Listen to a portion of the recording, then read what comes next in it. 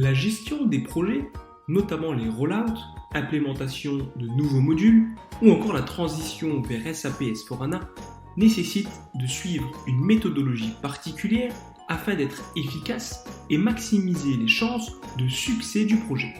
Pour ce faire, SAP a mis en place une méthodologie d'implémentation SAP Activate que chacune des entreprises clientes peuvent utiliser.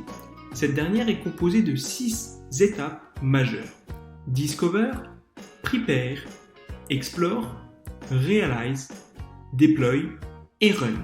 Ces étapes permettent de guider les équipes projet et sont composées de phases, livrables et tâches.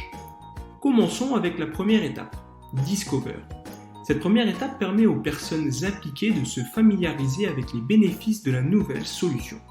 Il s'agit en résumé de comprendre la valeur ajoutée de la solution ainsi que les bénéfices que le business pourra en retirer. Ensuite, la deuxième phase d'implémentation, Prepare, la phase de préparation.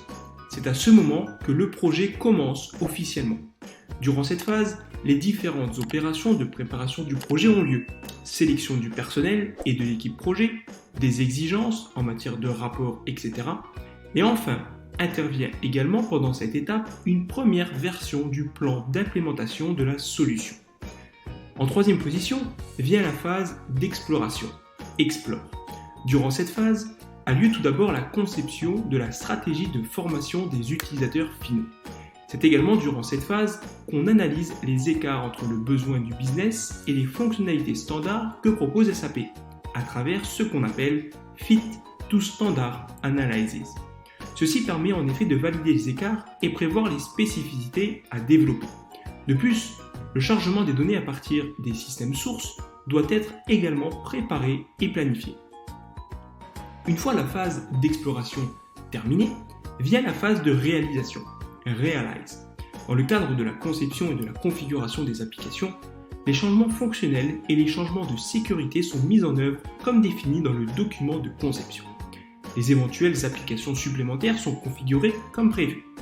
À cette étape, les modifications sont testées de manière approfondie dans le cadre du processus de test. Une fois la phase de réalisation terminée, la préparation de la transition commence.